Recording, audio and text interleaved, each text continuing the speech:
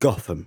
Since the early 1900s, its hills were mined for gypsum rock, at its peak producing 160,000 tons of stone. With 1,800 inhabitants in Nottinghamshire... Wait. Hang on a second. Yeah. That's not Gotham. It's the village Gotham in the UK. Gotham is a city we all love, but would hate to live in. It's a place many of us have been to repeatedly, yet I can't imagine it has a great tourism industry. Each time we visit, it seems drastically different than the last. Today, we're going to explore our most recent trip to Gotham in Matt Reeves' The Batman. In this modern noir, we explore the world of Gotham, which takes us through a world similar but distinct from our own. So let me, Callum, an architect, answer the question: how did Matt Reeves make a city that is wholly fictional feel so tangible?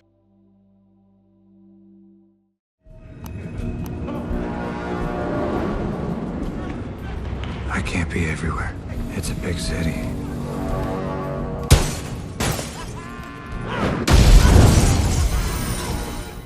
Well, it's not fictional. Wait, hang on. Don't click away just yet. Sure, that answer is pretty simple and perhaps a little bit reductive, but it is true.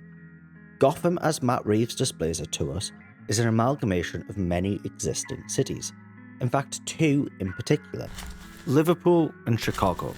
There are many other influences, such as Glasgow, New York, and London. But let's take a look at a shot that perfectly demonstrates this amalgamation. Here we follow the Drifter through the city on Halloween. We walk through the Gotham Square as we pass through citizens of Gotham, all dressed up. Gotham Square is a familiar image when people think of some of the largest cities in the world, both Times Square in New York and Piccadilly Circus in London, with these large open spaces dominated by large lights and advertisements. Here, Matt Reeves and his team decided upon a square in Liverpool, featuring the Wellington column. If you don't believe me just yet, here is Matt Reeves himself pointing out the influence of Liverpool in the movie. There's no other way we would have been able to create the scale of this place without going to Liverpool. However, the image of this Wellington Square to make it Gotham Square is heavily altered. The square, in reality, does not have prominent skyscrapers around it. In fact, the square itself is very open. Also, Liverpool does not feature a suspended overground rail system, so this system we see to the right of the shot is entirely created. This shot establishes Gotham and uses Liverpool only as an initial ground to be built upon, mixing Liverpool with elements from Chicago and New York. Blending these elements together allows them to create a city familiar to many due to the skyscrapers, the square, and the suspended rail, but one that is entirely its own place and own design. This is even more true of the surrounding buildings. On the left hand of this shot, we see a pair of neoclassic facades at the base of a skyscraper.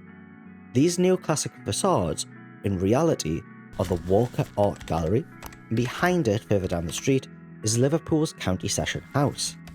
Both of these structures are in fact Neo-Grecian architecture, which we'll be explaining later. The alteration done in this shot allow it to use the front facades as simply ground levels, bringing a neoclassical element to a skyscraper. In fact, County Sessions House appears in multiple places across Gotham as well. Here in this shot is the Gotham Courts, and in one of the final scenes as the new mayor is addressing the city after flooding caused by the Riddler. Here it is presented as Gotham General Hospital. Yet the alterations done within the Drift shot allow Gotham Courts to exist within this world without people being able to make the link between that building and the two other buildings. So why Liverpool? Why did Matt Reeves and James Chinlund, the production designer, pick this city in the United Kingdom to represent Gotham? I mean, the great thing about being on location here is this scale. When I was a child and I was reading the comic books, that building there, that's exactly how I saw Gotham And it's so funny to be standing here making the Batman, and that's my childhood right in front of me. My own kind of image of what Gotham actually looked like. Okay, so Gotham is a mixture of Liverpool and Chicago, but what was it about that particular building? What makes that building look like Gotham?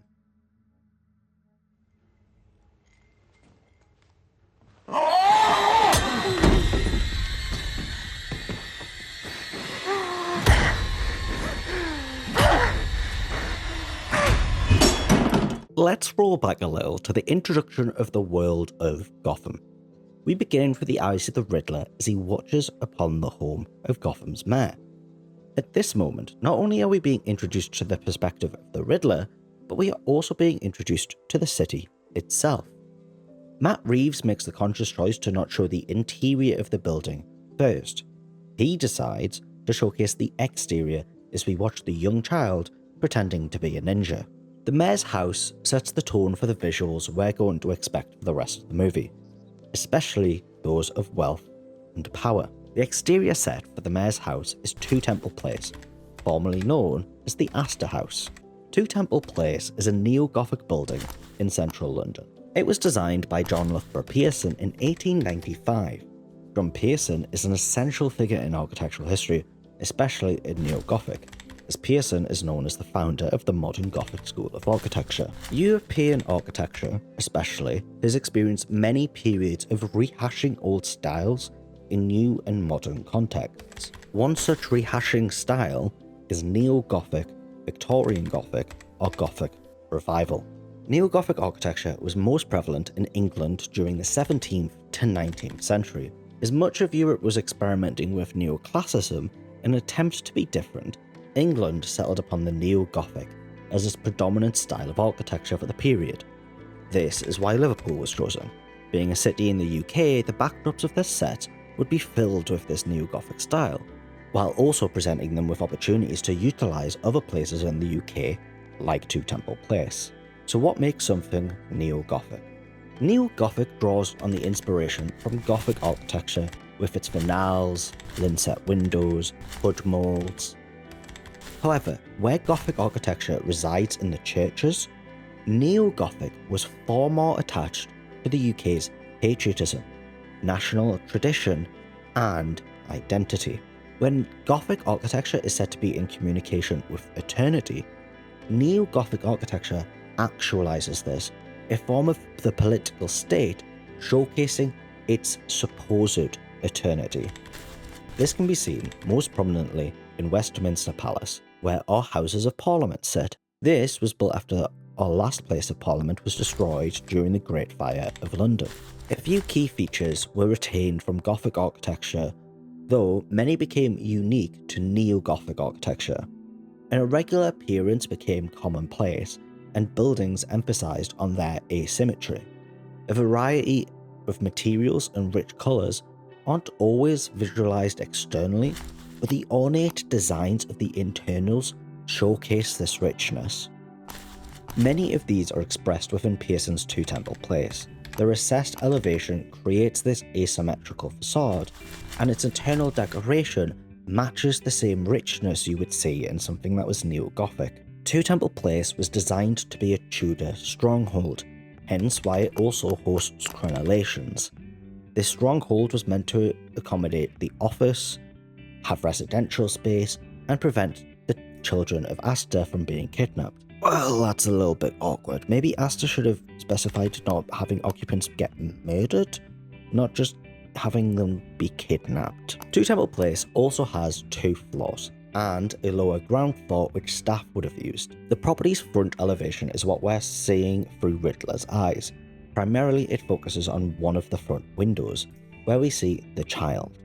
This specific architectural feature we linger on is a set of freelance windows. Here you can notice a little bit of a peculiarity with the window in particular.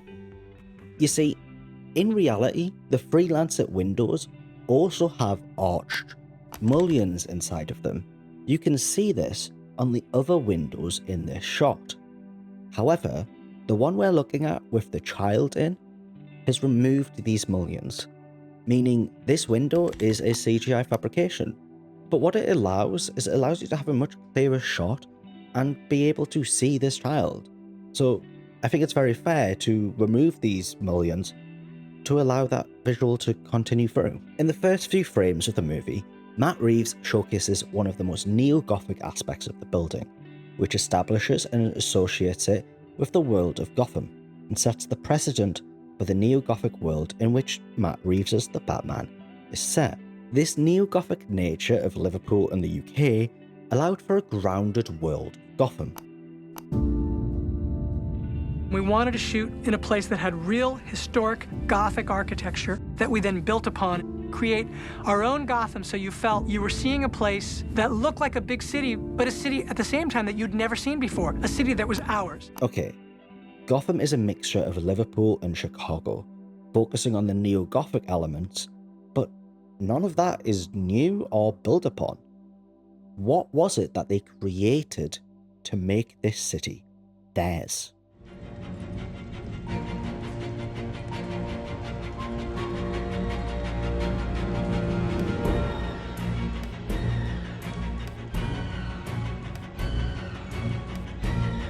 Now look, I need to admit something. Wayne Tower is why I'm doing this video.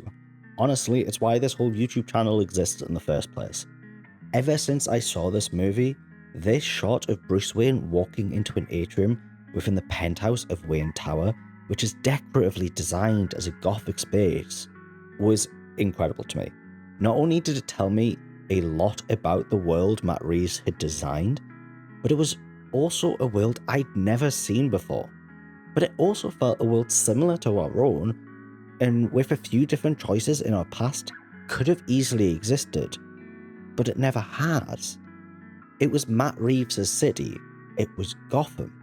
I've never seen a billionaire penthouse designed with Gothic styling before. Almost always in movies and TV, these places have a modern, if not contemporary styling, used to denote and showcase the mass wealth of the occupant to the viewers. But this styling, the Gothic styling, is also being exclusively tied to the riches of the church and the neo-Gothic style, which was connected to the fortunes of the English power and estates for decades. The marriage of these two forms and functions works because innately the English estate or the skyscraper penthouse are essentially the same thing, they're just for different periods. The use of Gothic here in Wayne Tower showcases not only the world of Gotham, but also the vast wealth of the Wayne family, as we already intrinsically link Gothic architecture with wealth. This collision of two supposedly disparate functions and forms, the skyscraper penthouse and Gothic architectural style, have never crossed until now. When I initially saw it, it was all I could think about. I remember speaking to the two people I saw the movie with, two people studying film production at my university. What do you know, they even have a YouTube channel that I think you should check out.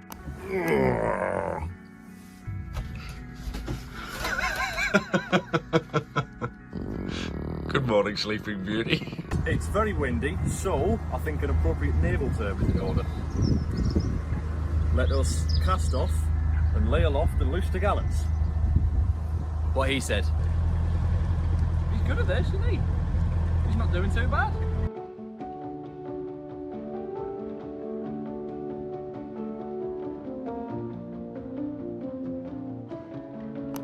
And I remember gushing about how incredible the world was. There I was, an architecture student, telling two film production students why this movie was phenomenal. Since then, this collision of concepts spiraled through my mind with the ideas it brought, so I had to research the topic and find out where the design came from.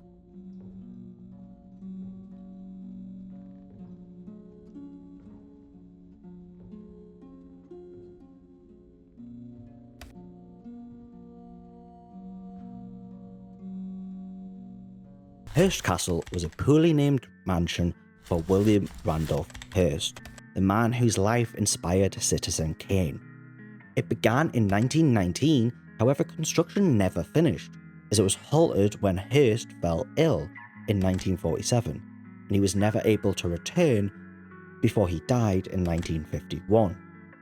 In 1958, the castle was given to the state of California, where it is now open as a museum to the public. So if you happen to be in San Simeon, California, go and visit. The castle was initially intended to be the home for Hearst, his wife, and their 5 sons. However, this ended up being different from the case, as the house was instead used by both Hearst and his mistress. What eventually became a 42-bedroom, 61-bathroom, 19 sitting room, and 51 gardens of estate needed an architect to design it.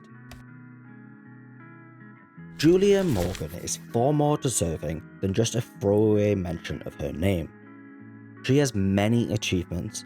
She only met Hearst when she was 47, but she already had a long and successful career beforehand. You see, Julia Morgan was the first woman to study in the School of Architecture of Beaux-Arts in Paris. She was the first independent female architect in the US, was the first woman to have an architectural practice of her own in California, and the first woman to win the AIA Gold Medal for her architecture, though they did deliver it posthumously. She is a woman far more deserving of mention than Hearst is, after she designed over 700 buildings and helped pioneer the aesthetic use of reinforced concrete, which is capable of dealing with California's earthquakes. She did this all while in a field which was incredibly hostile towards her. While working for John Galen Howard, he is on record saying, "The best thing about this person is I pay her almost nothing, as it is a woman." In a field today that is still hostile to women, with much more work to go to be more inclusive, championing people like Julia should be as important as teaching about Frank Lloyd Wright. The building was initially meant to be a bungalow, with Hearst reportedly saying, "I would like to build something on that hill at San Simeon. I get tired of going up there and camping in tents. I'm getting a little too old for that. I'd like to get something that would be a little more comfortable." A couple of considerations of design and styles were Japanese or Swiss styles, but they never went ahead with any of these designs. Spanish colonial revival style was favoured for a while. However, Hearst believed it to be too crude because of its use in colonial structures. Bear in mind, this is land that was originally Native American. Mexican colonial architecture was then considered, as Hearst considered it more sophisticated. However, he did not like the abundance of ornamentation. Churrigueresque Spanish Baroque architecture is considered to be the main influence on the buildings of Hearst Castle. Hearst's European tours helped this as he visited the Iberian Peninsula and was exposed to many Spanish Renaissance, Gothic and Baroque architecture. So much so, the Casa Grande towers were designed to replicate a church in Ronda, Spain. So here is a millionaire in the early 1900s designing another mansion with Gothic stylings, only a couple of decades after the construction of Two Temple Place. How come Hearst Castle then had such a big influence over the likes of Wayne Tower? Let's not ignore the fact that they literally state it was, because Matt visited the place. Early on in the writing process, Matt visited Hearst Castle. It's quite a pastiche of styles, and at the end of the day, we loved the opportunity that gave us in creating a Baroque and Gothic and ornate Wayne Tower. I believe one room in particular within Hearst Castle has significantly influenced the design of Wayne Tower, the Gothic Suite. Right, okay, again with the terrible names, it's a little on the nose that the Gothic Suite would have influenced the Gothic Wayne Tower, though it is generally the case. The Gothic Suite was completed in 1927, which contained a study, Hearst's master bedroom, and a private sitting room. The most essential element was that the bedroom ceiling was taken from an actual 14th century Spanish church and still features the light provided by the clerestory windows. Due to neo-Gothic structures no longer being cathedrals and churches, they often weren't able to use some of the existing interior furniture design. Thus, having large vaulted ceilings were often forgone. This made neo-Gothic interiors quite drastically different to that of a Gothic structure, but literally taking a ceiling and windows from a Gothic church and placing them in a domestic setting emphasises the Gothic style in this residential dwelling, making Hearst Castle not a neo-Gothic structure, but a purely Gothic structure, at least the Gothic suite. But hang on, there was something that I missed out from that quote earlier. Early on in the writing process, Matt visited Hearst Castle. It's quite a prestige of styles, and at the end of the day, we loved the opportunity that gave us in creating a Baroque and Gothic and ornate Wayne Tower. It's a continuation of the movie palace vibe. Oh, hang on a second. What's a movie palace?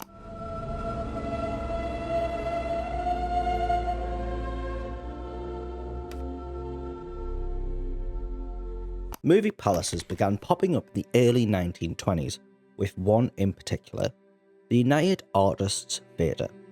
This theatre was designed by C. Howard Crane. It was one of the first theatres in the United States built exclusively for cinema and not theatre.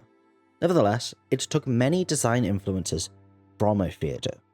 United Artists Theatre was built into a large 18-storey building with a large office tower above the movie palace, in case the movie palace was unprofitable. Movie palaces quickly became a success, as they were cheap enough for the working class to enjoy them. However, they also fitted enough decoration to give the illusion of something that was being high class. The 2,070-seat theatre in Detroit was built in a Spanish Gothic style, similar to that of Hearst Castle. This movie palace helped create a trend that took off, particularly in California and LA. Despite the success of the style of movie palaces, the theatre itself ended up closing in 1973. The office building also began to suffer. Though these two things are unlikely to be linked, nonetheless, the building was closed and vacant since 1984, leaving this beautiful theatre to slowly wither and decay. It was recently announced that this building was going to be redeveloped into a residential apartment building. However, unfortunately, the cinema is not set to return, as the developers are instead providing a retail space. Another one to mention that still exists today is Ace Hotel Theatre, which was also designed by C. Howard Crane. It has 3 floors and sat within a 13-storey building with 2,214 seats. The ornamentation and tracery of these designs in both movie palaces and Hearst Castle, you can see them within Wayne Tower, specifically the central pavilion. Usually within these styles, this tracery is contained within a window, rather than being left open and exposed. However, we see these elements of exposed tracery in the movie palaces stage. This is where we see the other difference between Gothic and Neo-Gothic. There isn't a variety of materials, and they are not rich in colour. 2 fundamental Neo-Gothic cornerstones. This tracery therefore is linked visually with Gothic styling. However, it still works perfectly within this alteration to fit a more spacious penthouse for a reclusive billionaire. The difference between the two becomes vital to showcase one thing. The mayor may be rich and powerful, but his family and his power are new. It's Neo. In contrast to Bruce and the Waynes, their power has existed since the beginning of Gotham. Their power is eternal. So if Gothic is the Waynes, Neo-Gothic is the rich and powerful, what does that leave for everyone else?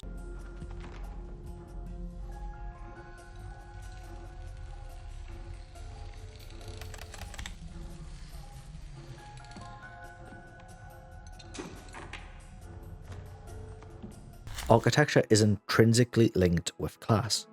You can't live in a neo-Gothic estate or a Gothic penthouse if you aren't a member of the bourgeoisie. Unsurprisingly, a movie in which their main protagonist is a multi-billionaire who takes out their childhood trauma by beating up upon the impoverished people of his city, it is a unique and interesting take on class in its world. This is made very obvious throughout the movie. In Selina's monologue to Batman, she refers to the only people that Gotham cares about as the white privileged assholes before listing off the series of people the Riddler has killed so far. Listen to me. If we don't stand up for Annika, no one will. All anyone cares about in this place are these white privileged assholes. The mayor, the commissioner, the DA. Now Thomas and Bruce Wayne. I mean, as far as I'm concerned, that psycho's right to go after these creeps. I think you'd be on his side. These people's deaths shook the world of Gotham and got news coverage and police attention, whereas the disappearance of Selina's girlfriend, who happens to be a sex worker immigrant, is completely ignored. Batman even states it's her fault, as he's utterly incapable of understanding the material reality that she had no choice. You gonna help me? Help you?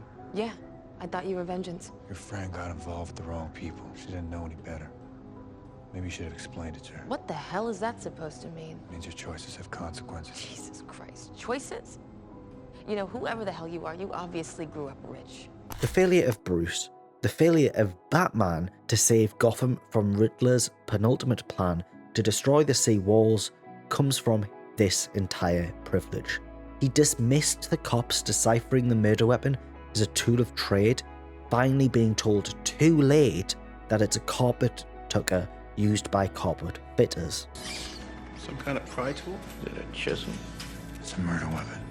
Killed Mitchell with it. The edge will match the floorboard impression in the mirror study.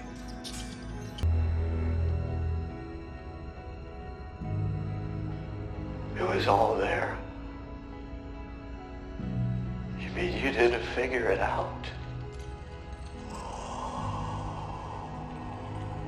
Oh, you're really not as smart as I thought you were.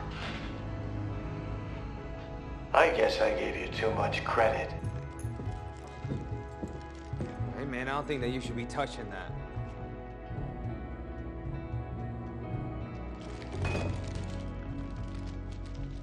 Boy, this guy's a real nut job, huh?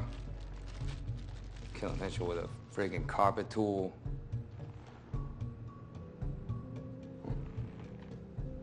Oh, my uncle's he's an installer.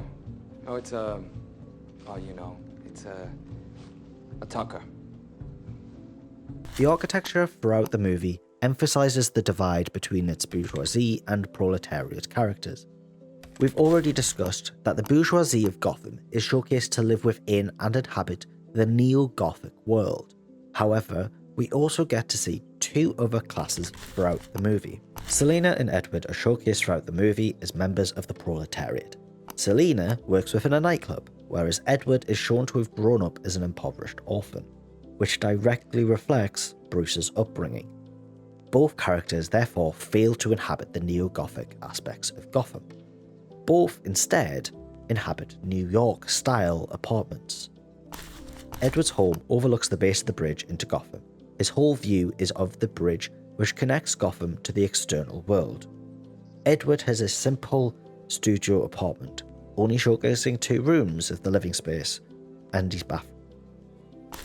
We gain a more in-depth look into Selina's apartment, however, from 2 different vantage points. One is from Bruce Wayne the voyeur, and the second is when Selina and Bruce return to the apartment later on. According to James Chinlund, her home was designed to be a seedy representation of the 70s New York. Back in the 1950s in New York, there was a shift towards high-rise buildings for residential architecture, often completely erasing and destroying the original architecture due to urban renewal, a scheme pushed by planner Robert Moses. However, housing projects were littered with inconsistent funding and poor maintenance, often leaving these buildings dilapidated. Selina finds herself in one of these buildings. The interesting design choice within the building is the large window into the kitchen and living area.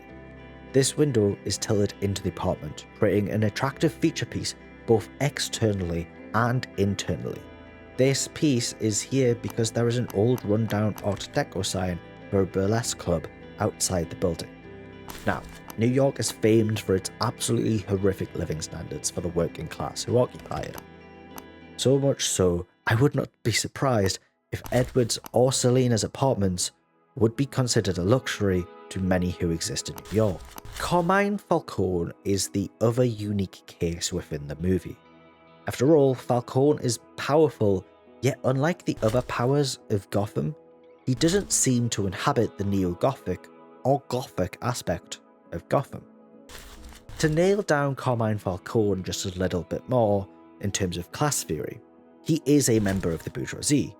Carmine Falcone owns the operation in which drops, the drug, is produced and then proliferated throughout Gotham. His industry is also productive, as it creates something unlike the industry of teaching, which is not productive. Lines of work being inherently productive or unproductive doesn't mean they're a good or bad thing, it means that one produces and one doesn't. So what's the major difference between Falcone and, say, the mayor? It's in fact their perception by the public. Both Falcone and the mayor are criminals, however Falcone is understood publicly as a criminal. He is a crime boss. Falcone owns the means of production for crime within Gotham. On the other hand, the mayor is supposed to represent a member of the state. Ultimately, he is corrupt and criminal, but that wasn't people's perception of him while he lived. Falcone's overt connection with criminality allowed James Chinlund and his team to create a unique aesthetic for him, inspired by particular folklore from Chinlund's home state. Falcone's home is based on a tale about Robert Moses, the horrific urban planner and Secretary of State for New York that I mentioned earlier. Supposedly, Robert Moses had an office under the toll plaza on the Triborough Bridge. This, combined with James Chinlund's experience of parties in the anchorage of the Brooklyn Bridge, is what made Falcone's home. Here, Falcone's home is showcased in the steel that holds the bridge, a contrast to the stone of the Gothic, but just as hard and cold of a material. Like Wayne Tower, there is no variety of materials or richness in colour, once again associating Falcone with a historic power rather than a new one. The primary contrast comes in the windows. These large and ornate circular windows wonderfully showcase the passing traffic on the bridge, and are in direct opposition to the straight, thin, linear lancet windows of the mayor's home. Yet still, they remain tied to the Gothic, with a close link to the circular stained glass window. Falcone's home is both uniquely tied to the Gothic, but also in a direct opposition to the Gothic. This unique case showcases the different styles that exist across Gotham. Gotham isn't just Gothic and Neo-Gothic, as it isn't just the rich and wealthy, but there are some other styles that exist.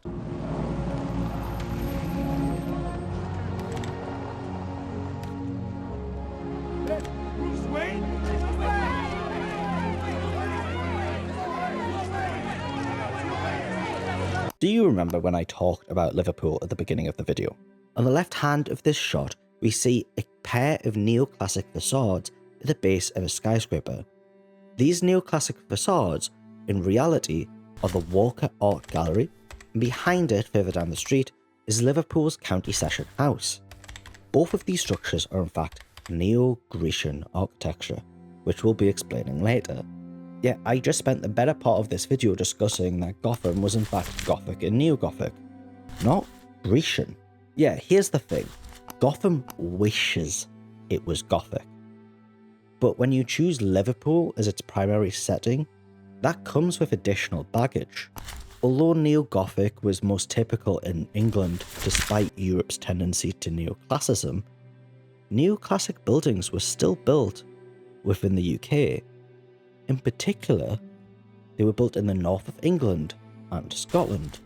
So much so that places like Edinburgh have earned the nickname Athens of the North. Glasgow has an Acropolis, and some would even argue Liverpool to be within the north of England. So yes, in spite of the English Neo-Gothic, the north of England and Scotland built neoclassicism. Look, us Northerners have a proud history of not liking the South. The most prominent outlier in the Batman is Gotham City Hall. In fact, Gotham City Hall is St. George's Hall in Liverpool. St. George's Hall is almost a complete dichotomy to English neo-Gothic, as it is a neoclassical structure. In particular, it's neo-Grecian. St. George's Hall was originally designed to be two separate buildings. In 1839, a competition was announced to develop a hall for Liverpool's festivals, meetings, dinners and concerts, as the public had come together to fund a venue for the Triennial Music Festival. The architect who won was Harvey Lonsdale Elms. The requirements for the building was a main hall for 3,000 people, a concert for 1,000 people, and rooms applicable to lectures and small meetings. A year later, in 1840, a competition was announced to develop the courts for Liverpool. Harvey Lonsdale Elms won, and he proposed combining the two buildings, allowing the building to surpass the scope of most public buildings. Construction began in 1841, opening in 1854, though too late for Elms, who died in 1847, in which Charles Cockerell was appointed his replacement. The main elevation we see within the Batman is its eastern facade, which has its entrance approached by a broad flight of steps. The central portico consists of 16 Corinthian columns, flanked on each side by a series of square unfluted columns. Between these square columns were walls with reliefs carved into them. However, the fact that this building is neo-Grecian isn't the only outlier with this building. The whole interior of the building that we see in the movie is entirely fabricated. An extensive set was designed so they could film a practical stunt of the car crashing through the mayor's funeral service. It was one of the first things I noticed, the immediate reappearance of Gothic architecture, despite the fact we're meant to be in a neo-Grecian building. Then, as you shift and move through the space with Bruce, another element caught my attention. The whole interior of the building was designed to mimic and replicate the interior of a Gothic church. You can even see the large vaulted Gothic roof in one shot. This makes a lot of sense, as this is supposed to be a funeral service, with many of us Europeans and Americans linking the church, and thus the Gothic church, to religious activities such as funerals. Therefore, this design is meant to specifically replicate a Gothic church, as this helps give that feeling and atmosphere that this is a funeral service, but also a funeral service for someone that is wealthy and powerful in Gotham. However, because of how the interior is designed, CG elements were used to adjust the exterior. You see, in the background, there is a large window within the front elevation. You can even see these on the outside. However, these windows do not exist in real life, and if they did, they wouldn't provide that much sunlight, as they're beneath a portico and columns. Now let's just ignore the front elevation for a second. The whole back of the building, including the dome, is entirely fabricated. The dome itself doesn't even fit Gothic or Grecian architecture either. Movie magic to adjust a building to fit its required purpose for the movie was not used just once.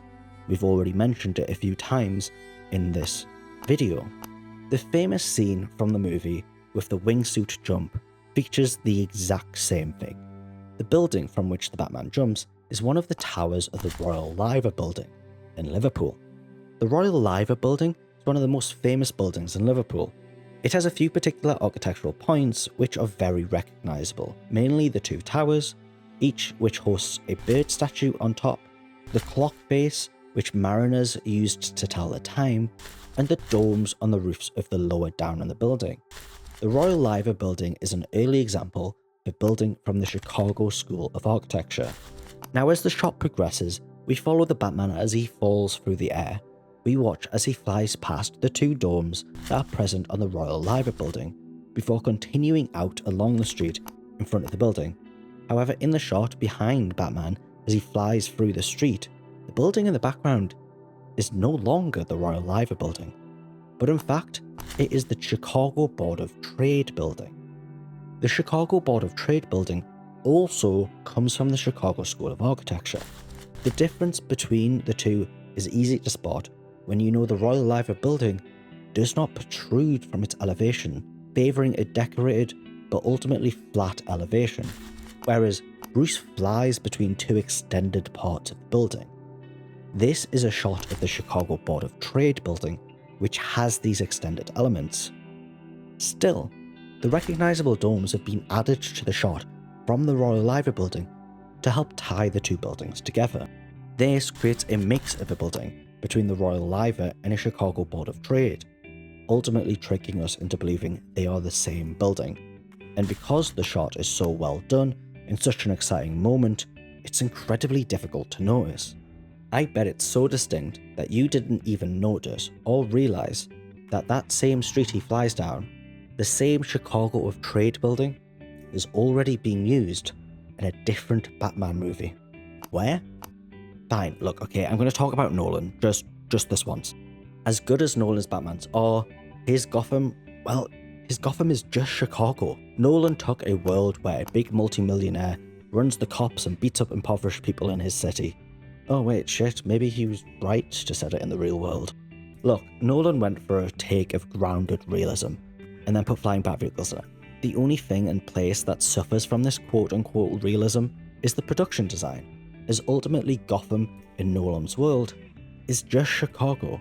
After all the different incarnations of Gotham to create this beautiful tapestry of this horrific city, to just use Chicago is boring as fuck.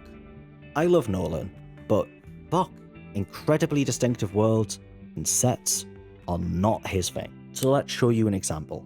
The scene of the Dark Knight charging towards the Joker on the street on his motorcycle, that's right, that building in the background, that is the Chicago Board of Trade building. This means one of three things. You aren't this weirdly nerdy about sets of movies, or Nolan movies fail drastically to create a distinctive world, or the CGI team for the Batman was able to perfectly trick you into believing that this was the Royal Liver building, or at least a creation for the movie. And I vastly prefer the latter, as they truly did such a good job. These final two buildings of the Gotham Police Department and Gotham City Hall showcase the authentic and original intent of Matt Reeves and James Chinlund. They took Liverpool, they took the skyscraper, and they combined these with Chicago and New York and Gothic architecture, and in doing so, it created a beautiful, lived-in city. These last two buildings weren't poorly mixed together by any means. That isn't what makes them outliers. They exist perfectly within this world of Gotham. I love them for their impossibilities.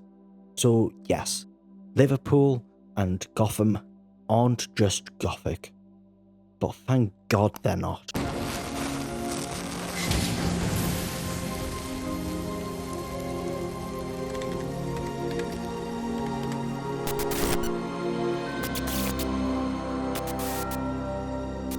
Wait, hang on a second.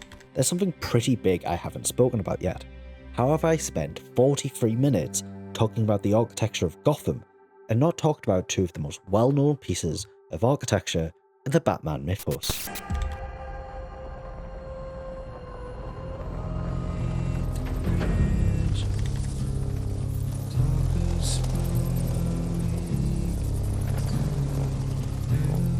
Some of you may even be a bit confused. Wayne Manor? But I thought Bruce didn't live in a manor in this one. After all, I did spend most of this essay gushing over his Gothic penthouse apartment. Well, that is true. At least when we see the building in the movie, it's not currently labelled as Wayne Manor anymore. It's labelled as Gotham Orphanage. At some point within Bruce's lifetime, prior to the death of his family built Wayne Tower and moved to the penthouse. Thus, his father, being the wonderful benevolent philanthropist, gifted their family home become an orphanage. You see, the fact that Bruce lived there originally is a little odd, as in reality it would have been no home at all. In reality, this is Heartwood Hospital, a psychiatric hospital, Scotland. It would have been a very grand estate for the Waynes, as the development accommodated for not only 500 patients, but also included residence for the staff as well. It was such a self-sufficient hospital that in 1895, in its completion, designed by John Lamb Mummery, the hospital had its own farm, its own power plant, own water reserves, and its own railway line. Growing to have 2 additional blocks in 1898, a separate tuberculosis sanatorium in 1906, and a nurses' home in 1931, it eventually ended up closing its doors in 1998. The building continued for a while as a film studio for the local TV, but was eventually abandoned. While abandoned in 2004, a fire ravaged the building, though a subsequent fire in 2016 left the building how we see it in the movie. The fire-torn ruins exist with no roof, though it does showcase a potential earlier form of architectural styling within Gotham. You see, Heartwood Hospital is neither Gothic, Neo-Gothic, or Neo-Grecian. Hopefully you can all spot this if I've done my job well. In fact, it's what's referred to as baronial style. It's an architectural style which is pretty unique to Scotland. After all, the style, much like Neo-Gothic and Neo-Grecian, is a rehashing style. Baronial style is a rehashing of traditional Scottish castles. This explains the 2 castle-like towers within the structure. Okay, so Wayne Manor exists in our world, whereas the Batcave evidently doesn't. At least, the set doesn't, as it was built for the production. The concept and idea for the Batcave, though, certainly comes from a real place. The Batcave was inspired by the Waldorf Astoria Hotel, in particular the private train station that lays beneath it. The station was there originally as a loading platform for an electricity plant for the supply system for Grand Central Terminal, though when the plant was closed, this area was turned into a station for Waldorf Astoria Hotel, which allowed VIPs to reach and leave the hotel in utter secrecy. Though today lies in disrepair, no reports of its use have occurred since 1965, and it has been blocked off for visitation. James Chinlund's Batcave concept was derived and spurned by the thought of this, and by the thought of the Waynes being the fathers of the city. So it makes sense that not only were they able to build this giant tower, they were also able to build this large underground complex as well, with an elevator that goes direct to their penthouse. The style of the station itself does differ once again from the original manor house or their penthouse apartment though. Instead, it takes direct design references from the Grand Central Terminal. Okay, now with that very clear error on my part, let's finally conclude this essay.